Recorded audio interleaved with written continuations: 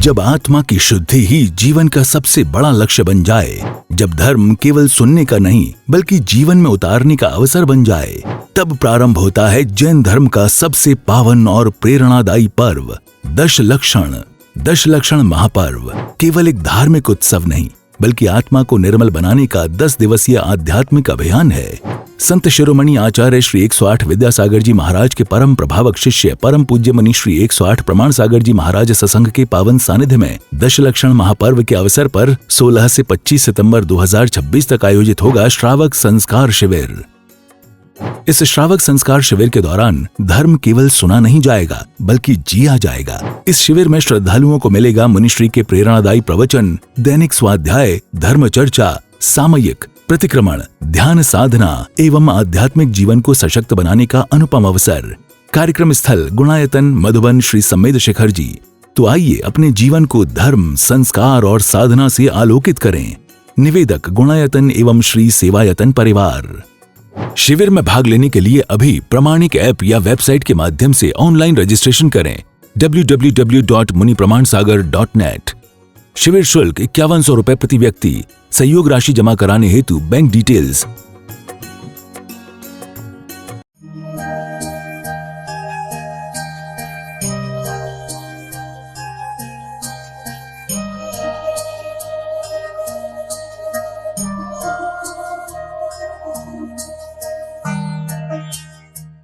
इस कार्यक्रम के पुण्यार्जक हैं गुणायतन परिवार।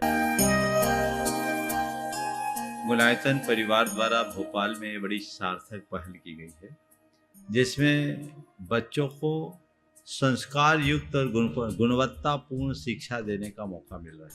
ये बच्चों की व्यवस्था की गई है, जिसमें 6वीं 7वीं के बच्चे इस साल लिए जाएंगे और 11वीं 12वीं और सीए फाउंडेशन के बच्चों को यहाँ रखा जाएगा।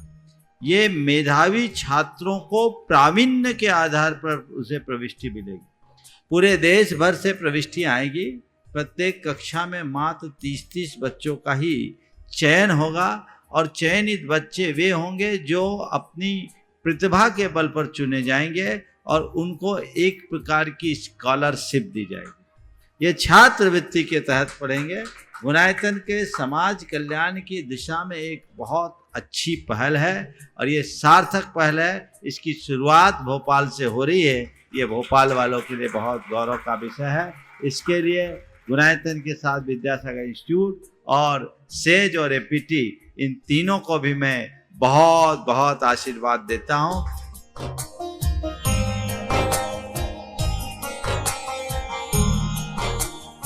एक आदर्श और व्यवस्थित दिनचर्या का लक्ष्य प्राप्ति में बहुत बड़ा योगदान होता है।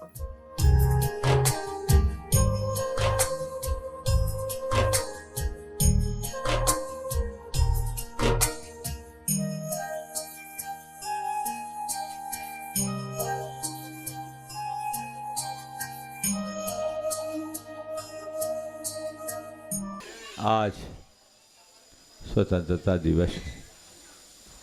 पूरा देश आज़ादी का जश्न मना रहा है, पर थम कर हमें विचार करना है, क्या सच में आप आज़ाद हो? हम बात आज़ादी की ज़रूर करते हैं, लेकिन मुझे लगता है कि आज हर व्यक्ति कई तरह की गुलामियों से जकड़ा हुआ है। एक आज़ादी हमें एक लंबे संघर्ष के उपरांत मिली। वह केवल व्यवस्थागत आज़ादी थी, लेकिन व्यवस्थागत आज़ादी तब तक हमारे लिए अर्थपूर्ण नहीं है जब तक हमारी अवस्था आज़ाद न हो। आज बाहर से कहने को हम आज़ाद हैं, लेकिन आज चेतना उतनी ही गुलाम बनी हुई। संत कहते हैं अपने चेतना को आज़ाद करो। जब तक स्वयं पर स्वयं का नियंत्रण ना हो, जीवन का आनंद नहीं। आज कितने तरीके की गुलामी आप लोगों को जकड़े हुए, जिसका आपको अंदाज नहीं। लेकिन जब व्यक्ति किसी चीज का गुलाम हो जाता है, उससे जकड़ जाता है, तो बस उससे ही सम्मोहित होकर के काम करता है। आज के समय में सबसे पहली गुलामी जो है, जिसे आज दूर करना मुझे सबसे ज़्यादा जरूरी प्रतीत होता है, वह है डिजिटल गुलामी। सब गुलाम हो गए, इसने आपको जकड़ लिया, इसने आपकी सारी रचनात्मकता को समाप्त कर दिया, इसने आपकी पूरी क्रिएटिविटी को ले लिया, इसने आपको अंदर से कमज़ोर कर दिया और आप इससे इस तरीके से बंध गए कि आपको कुछ पता ही नहीं। आपका कितना समय, आपकी कितनी शक्ति, आपका कितना संसाधन उसमें व्यर्थ हो रहा है, आपकी प्रतिभा उससे कैसे जा रही है। कभी आपने विचार किया? अपने अंदर चेतना जगाइए कि मैं इस डिजिटल गुलामी से अपने आप को बचाऊंगा। ये डिजिटल क्रांति का युग है, माना डिजिटल संसाधनों का उपयोग किया जा सकता है, ये लाभप्रद भी है, इसे स्वीकार करना चाहिए। लेकिन मैं सभी से इतना ही कहना चाहता हूँ, कोई भी सुविधा जब तक एक नियंत्रण में उपयोग की जाती है तो सुविधा होती है, और सुविधा को जब हम जीवन का अंग बना लेते हैं तो वही हमारी सबसे बड़ी दुविधा बन जाती है। सुविधा को सुविधा रखिए, सुविधा की भांति प्रयोग में लीजिए, उसे अपने जीवन का अंग मत बनने दीजिए। किसी भी कार्य को करने से पूर्व यदि आप औचित्य का विचार करके निर्णय लेते हैं और आप उसका उतना ही उपयोग करते हैं जितना आपको चाहिए, तो समझिए उस पर आपका नियंत्रण है। और आप किसी चीज़ के आदी हो गए तो समझ लेना उसका आप पर नियंत्रण है। जो दूसरों पर नियंत्रण रखे वो स्वतंत्र है, जो औरों के नियंत्रण में रहे वो परतंत्र है। आपको तय करना है कि मैं क्या हूँ, स्वतंत्र हूँ या परतंत्र। बातें स्वतंत्रता की, पर जीवन परतंत्रता में जकड़ा हुआ है। बचिए, उससे अपने आप को बचाने की कोशिश कीजिए। मैं बहुत संक्षेप में बात करूंगा क्योंकि अभी राष्ट्रीय ध्वज का भी आरोहण होना। पहली बात, डिजिटल जो परतंत्रता है उससे अपने आप को बाहर निकालिए।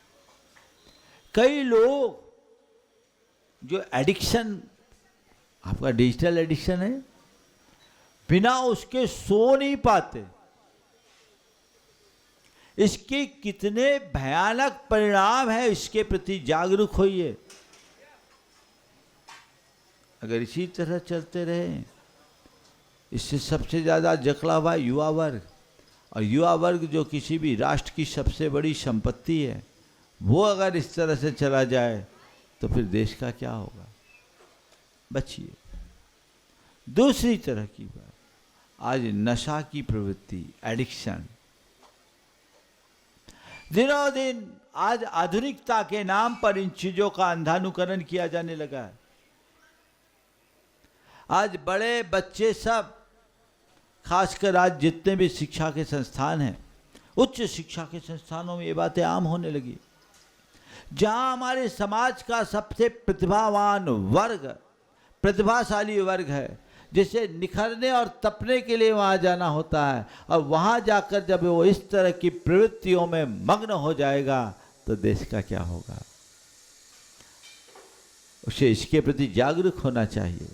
हर युवा और हर व्यक्ति को ये सोचना चाहिए कि वह केवल वैयक्तिक जीवन नहीं जी रहा है, उसके ऊपर राष्ट्र का भविष्य भी जुड़ा हुआ है। तो राष्ट्र के भविष्य को वही सुधार सकता है। हम तभी सुधार सकते हैं, बचा सकते हैं, जब हम आज अपना वर्तमान अच्छा रखें, युवा इस बात को समझे और अपने आप को इनसे मुक्त रखने का संकल्प जगाए कि हमें इन सब बातों से अपने आप को मुक्त करके चलना है। ये हमें भीतर से तोड़ने वाला है, ये हमें भीतर से कमज़ोर बनाने वाला है। इनके कारण हम अंदर से खोखला होते जा रहे हैं। इसकी तरफ आपका ध्यान जाना चाहिए।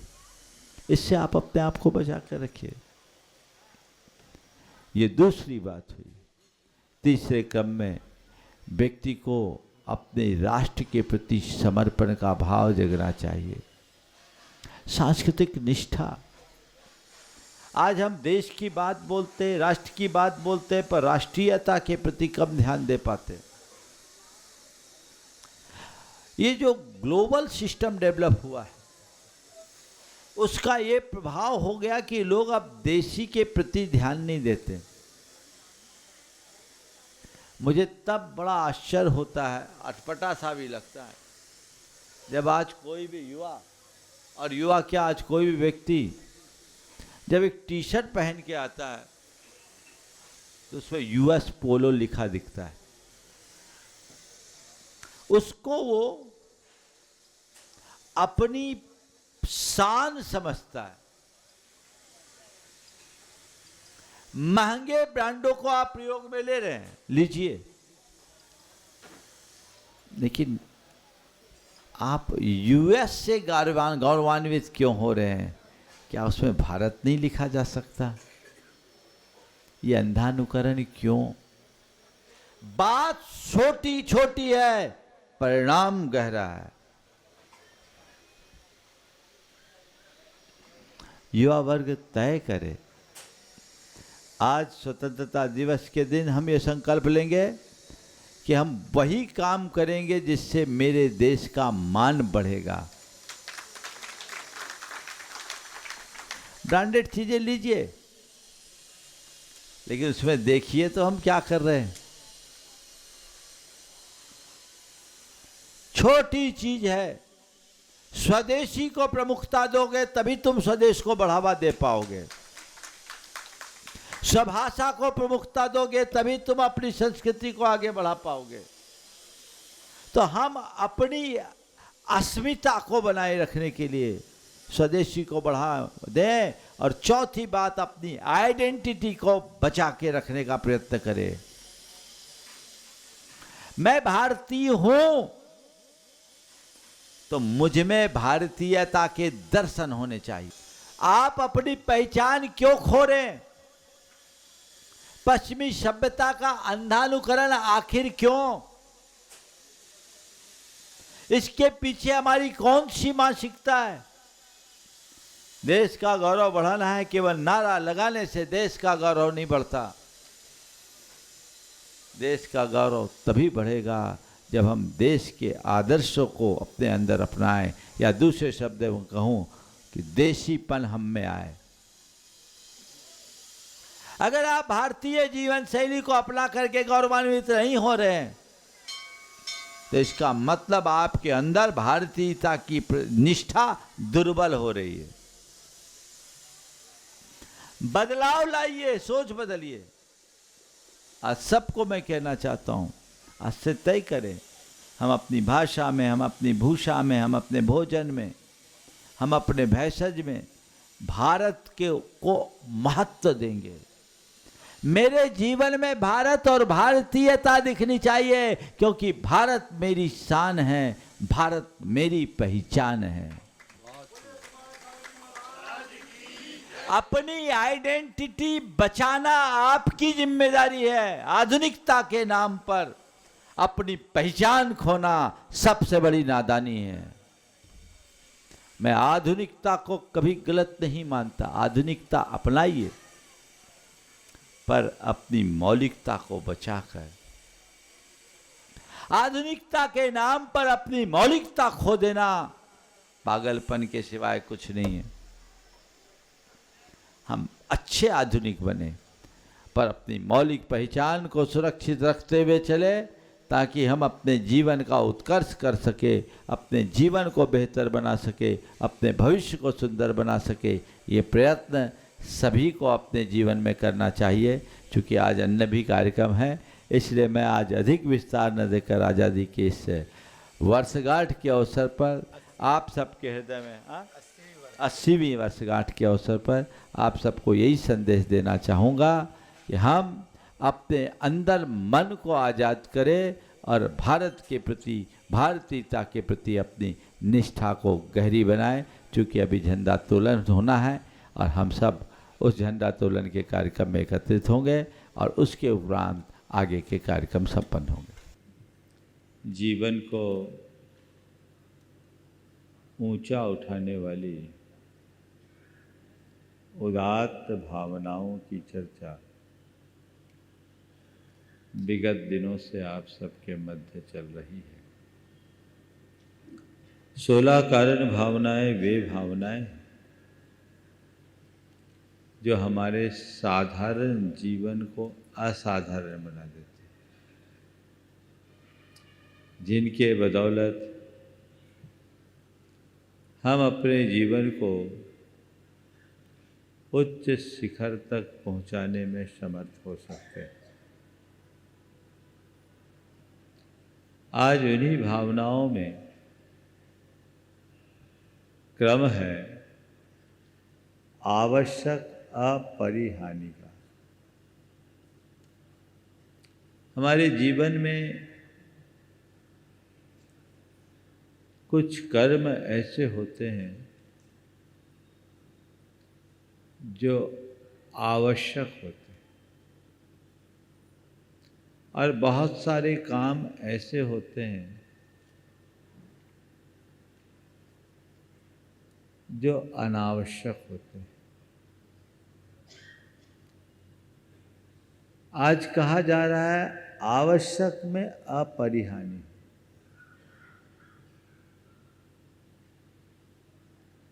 मतलब आवश्यक को छोड़ो मत और अनावश्यक को छेड़ो मत। हम लोग आवश्यक को छोड़ देते हैं और अनावश्यक को छेड़ते रहते हैं। हमें देखना है कि हमारे जीवन के लिए क्या आवश्यक है, साथ साथ ये भी देखना है कि जीवन के लिए क्या अनावश्यक है। आप देखिए आपके जीवन के लिए क्या क्या आवश्यक है।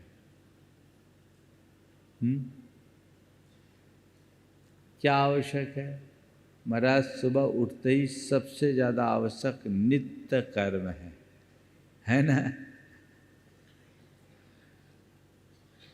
खाना आवश्यक नहीं है लेकिन जाना आवश्यक है ना।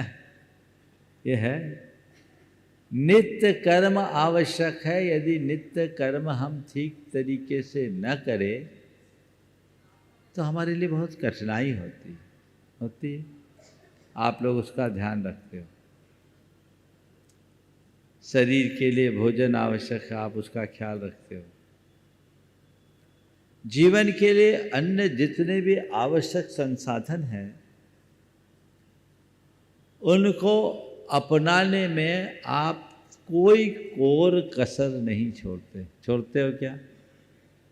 मुझे इससे कोई गुरेज नहीं, आप अपनाइए। लेकिन एक बात ध्यान रखिए, हम किसे महत्व दे रहे हैं? मेरी दृष्टि में आवश्यक क्या है? जो सामने है वही, या जो सामने नहीं है वह भी? हमारे नज़र में आवश्यक वह आता है, दिखता है जो जीवन के निर्वाह के लिए अपेक्षित हो। लेकिन केवल जीवन निर्वाह के लिए अपेक्षित बातों को आवश्यक मानना हमारी भूल है। आज 3 शब्दों से अपनी बात को आगे शुरू करूंगा। निर्वाह, निर्माण और निर्वाण। क्या? निर्वाह, निर्माण और निर्वाण। निर्वाह यानी गुजारा। आपको अपने जीवन के गुजारे के लिए जो जो आवश्यक दिखता है आप उन्हें जुटाने में लगे रहते कि नहीं?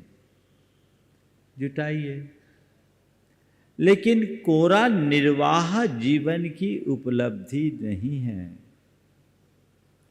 निर्वाह में क्या विशेषता? ये तो एक पशु पक्षी भी कर लेता है।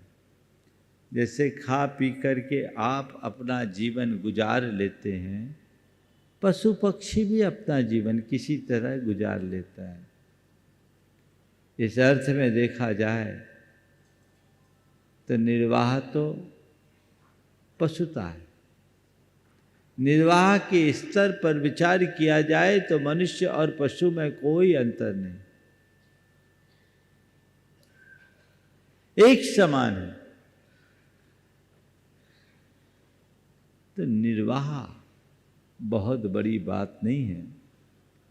तुम जीवन के लिए, जीवन के निर्वाह के लिए जो भी आवश्यक है वो करो, न करो तुम जानो, पर ये मान करके चलना ये केवल निर्वाह है, पर तुमने इसे ही अपनी सबसे बड़ी प्राथमिकता बना रखी।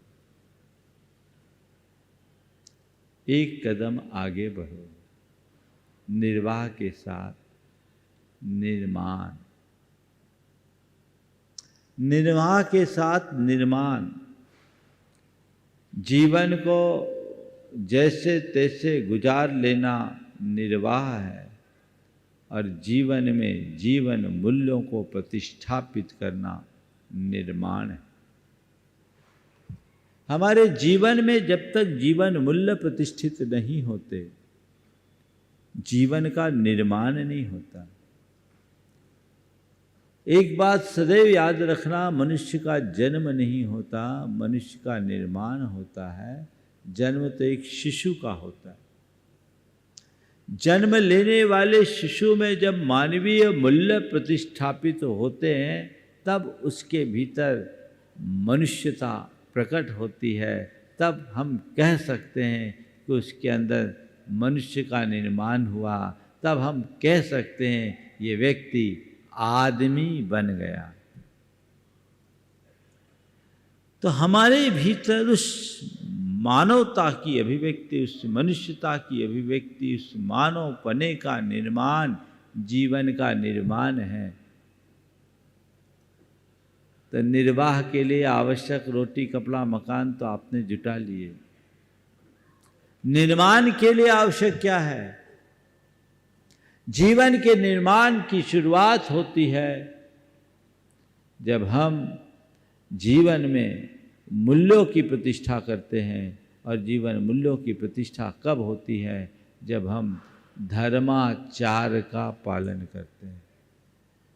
जब मनुष्य मानवीय आदर्शों का आत्मसात करके धर्माचरण करता है, तब उसके जीवन का निर्माण शुरू होता है। तो जीवन के निर्माण के लिए आवश्यक क्या है? धार्मिक कर्तव्यों का अनुपालन। आप अपने जीवन में देखें कि मैं अपने जीवन में धार्मिक कर्तव्यों को क्या स्थान देता हूं। जो आवश्यक है उसमें कोई हीनाधिकता तो नहीं है। अगर आप एक धर्मी हो तो मेरा धर्मीपना बने रहे, उसके लिए कुछ आवश्यक कर्तव्य अपनाना जरूरी है। हम लोग मुनि हैं, तो हम मुनियों के लिए कहा गया कि तुम अपने मुनिपने को बनाए रखना चाहते हो, तुम अपने भीतर के मुनि का निर्माण करना चाहते हो, तो बाकी काम करो या न करो, 6 आवश्यक जरूर करना। ये आवश्यक है मुनि के लिए जो सर्वत्यागी है, कि ये मुनिपन के निर्माण का आधार है। और उसमें कोई हीना अधिकता कमी नहीं होनी चाहिए, अधिकता भले हो जाए। इसका नाम है आवश्यक अपरिहानी। वो है 6 आवश्यक: वंदना, स्तुति, प्रतिक्रमण, प्रत्याख्यान, कायोत्सर्ग और सामायिक। ये 6 आवश्यक मुनि नित्य करते हैं। इनके करने से हम लोगों का मुनिपना बना रहता है। इन 6 आवश्यकों से ही मुनित्व का निर्माण होता है। इसमें कोई कमी मत करो। भगवान का स्तवन वंदन करना वंदना है। 24 तीर्थंकरों का स्मरण करना स्तुति है।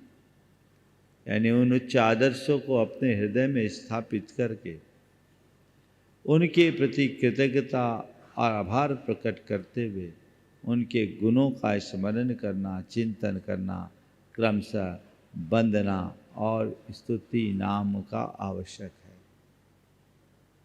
प्रतिक्रमण कृत दोष निरायरणम परिक्रमणम, किए गए दोषों के शोधन का नाम प्रतिक्रमण है, जिसे हम मुनि लोग रोज 3 बार करते हैं।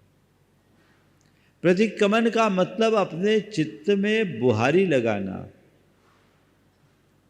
जैसे आपके घर में चारों तरफ से धूल आते रहती है, हल्का सा भी आपको कचरा दिखता है, आप झाड़ू उठा करके उसको साफ करते हैं। चेतना में हम अपनी प्रवृत्तियों के कारण 24 घंटे अनेक प्रकार की धूल भरते रहते हैं। उस धूल को साफ करने का सबल माध्यम है प्रतिक्रमण, जो प्रत्येक मुनि को नित्य करना हो। इसके बाद है प्रत्याख्यान, भावी जीवन को उज्जवल बनाने का संकल्प। भविष्य में लग सकने वाले दोषों की वर्तमान में प्रतिज्ञा।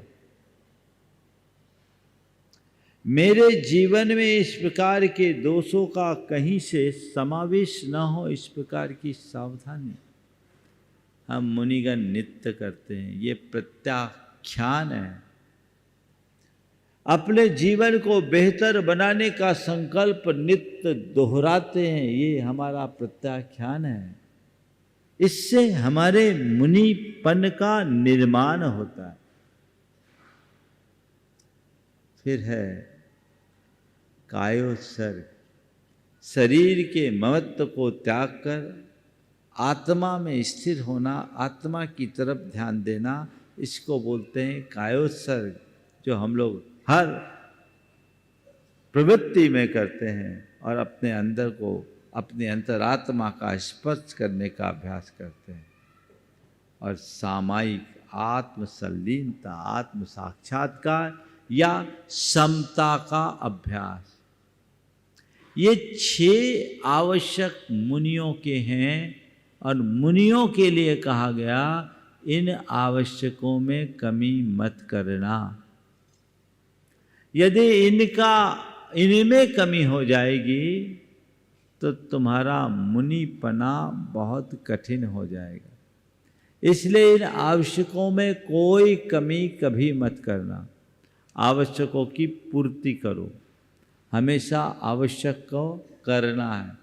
तो आवश्यक जो अवश्य करने योग्य हैं, एक मुनि के लिए कहा, क्यों सब तो छोड़कर आ गए, लेकिन सब छोड़ने के बाद भी मन को जोड़े रखना बड़ा कठिन काम है। मन को कोई ना कोई आलम्बन देना है, तभी मन अपने लक्ष्य की ओर आगे बढ़ता है। उसको संबल देने के लिए 6 आवश्यक है, जिससे हम अपने मन में स्थिरता रखते हैं और इसमें कोई कमी न करने की बात करते हैं। तो मुनिगण के लिए कहा ऐसे आवश्यक में कोई कमी मत करना। अब बात मुझे आप लोगों से करनी है। आपके क्या आवश्यक है? आपके क्या आवश्यक है? कोई आवश्यक आपने तय किए? हाँ, क्या तय किए? महाराज हमारा तो एक ही आवश्यक है, वो है गोरख धंधा, है ना? गोरख धंधा से बचो, मुड़ो। शास्त्रों में गृहस्थों के भी 6 आवश्यक बताए। देव पूजा, गुरु उपास्ति, स्वाध्याय, संयमस्तप, दानम चेति, गृहस्थानाम सत्कर्माणि दिने दिने। जब मुनियों को ऐसे आवश्यक बताएं उनके मुनि पने को बनाए रखने के लिए, तो तुम गृहस्थ हो, धर्मी हो, श्रावक हो, तुम्हारे गृहस्थ पने, तुम्हारे धर्मी पने या तुम्हारे श्रावक पने को टिकाए रखने के 6 आवश्यक हैं। देव पूजा, भगवान की पूजा वंदना करो। ऐसा कहा गया, प्रातः उत्थाय कर्तव्यम देवता गुरु दर्शनम। सुबह उठो तो सबसे पहले देवता की और गुरु के वंदना करो, उनका दर्शन करो। साक्षात हो तो ठीक है, साक्षात ना हो तो परोक्ष में आँख खोलते ही देवता यानी भगवान और गुरु का स्मरण करो, उनकी वंदना करो, उनके प्रति अपना कृतज्ञता भरा आभार पूर्ण नमन अर्पित करो कि आज आपकी कृपा से मुझे जीवन का यह नया दिन मिला है। आपके चरणों में कोटि कोटि वंदन, कोटि कोटि आभार। और फिर अपने नित्य की क्रियाओं से निर्वृत्त होकर उनके दर्शन को जाओ, उनकी वंदना के लिए जाओ। भगवान की पूजा जीवन में एक आध्यात्मिक संचार उत्पन्न करते। फिर कभी अवसर मिलेगा तो इन 6 आवश्यकों पर विस्तार से चर्चा करूंगा, लेकिन ये आपका आवश्यक कर्म है। आप इसको कितना बल देते हो ये आपको देखना है। बोलो, मंदिर जाना आपके लिए आवश्यक है? भगवान की पूजा करना आपका आवश्यक कर्म है? कुछ लोग हैं जिनका यह आवश्यक कर्म है, और बहुत से लोग ऐसे भी हैं, चले गए तो ठीक, न चले तो ठीक, बस उसे ही बदलना। गुरुओं की उपासना आवश्यक है, इसे करो, इसमें ढील मत दो। एक धर्मी की यही विशेषता है कि उसके धार्मिक कर्तव्य उसके सर्वोच्च प्राथमिकता होती है।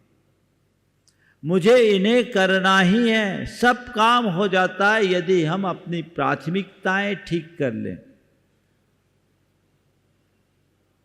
आप लोग तो बहाना बना लेते, बहाना नहीं बनाना। धर्म के कार्य का प्रसंग आए तो बहाना मत बनाओ, बल्कि धर्म करने का बहाना खोजो। कोई मौका आ जाए, किसी बहाने धर्म कर लो, क्योंकि इसमें जीवन का निर्माण है, और निर्माण ही नहीं, आगे चलकर इसी से जीवन का निर्वाण है, और इसमें ही हमारा कल्याण है। तो जीवन का निर्माण जिससे होता है, जिससे हमारे जीवन में एक रूपांतरण घटित होता है, उन क्रियाओं में कोई कसर नहीं छोड़ना चाहिए। निष्ठावान व्यक्ति के लिए सब छूट जाए ये नहीं छूटना चाहिए, और जिनकी निष्ठा दुर्बल होती है अब चलेगा। गुरुदेव बीना बारा में थे, 1993 की बात। कोलकाता के एक सज्जन गुरु चरणों में आए, गुरुदेव मुझे अमेरिका जाने का प्रसंग आ रहा है और 15 दिन तक मुझे अमेरिका रहना पड़ेगा। महाराज जी मुझे एक बड़ी समस्या आ रही कि मेरे रोज अभिषेक पूजन का नियम है, 15 दिन के लिए मुझे जाना है, वहाँ जाऊँगा तो मेरा नियम कैसे पलेगा, और नहीं जाऊँगा तो बड़ा नुकसान होगा। अब मैं आपसे मार्गदर्शन लेने आया हूँ, आप बताओ मैं क्या करूँ। गुरुदेव ने कहा देश विदेश तो सेठ साहूकार पहले भी जाते थे, जाना है जाओ, कोई बुराई नहीं है। महाराज नियम का क्या होगा? बोले एक काम करो, अपने साथ भगवान ले जाओ। अपने साथ भगवान ले जा सकते? हाँ, चल बिंब होते हैं जिनालय में, उनको ले जाना, विनयपूर्वक ले जाना। ने बता दिया एक अलग से पेटी बना लेना, विनयपूर्वक उनको ले जाना। महाराज अभिषेक कैसे करेंगे? वहाँ तो जल नहीं मिलेगा शुद्ध। ठीक है, अभिषेक के लिए आपत्ति काल है, शुद्ध वस्त्र से ऐसे ही सूखा मार्जन कर लेना और काम चल लेना। वो सज्जन गए, उनका नाम था सुमेर मल चूड़ीवाल, कोलकाता के। वो गए, उन्हें आशातीत सफलता मिली और लौटने के बाद वापस गुरु चरणों में आए। बीना बारा में ही थे हम, उस समय गुरु चरणों में ही थे। उन्होंने कहा गुरुदेव आपके आशीर्वाद से मुझे आशातीत सफलता मिली।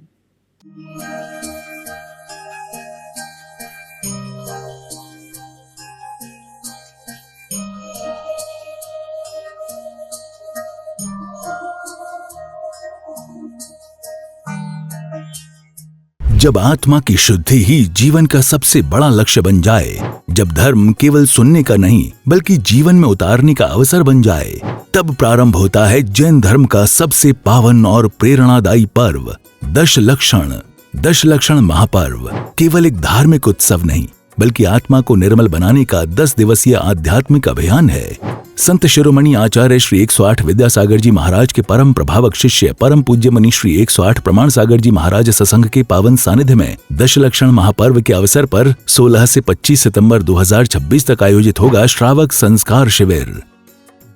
इस श्रावक संस्कार शिविर के दौरान धर्म केवल सुना नहीं जाएगा बल्कि जिया जाएगा। इस शिविर में श्रद्धालुओं को मिलेगा मुनिश्री के प्रेरणादायी प्रवचन, दैनिक स्वाध्याय, धर्म चर्चा, सामयिक, प्रतिक्रमण, ध्यान साधना एवं आध्यात्मिक जीवन को सशक्त बनाने का अनुपम अवसर।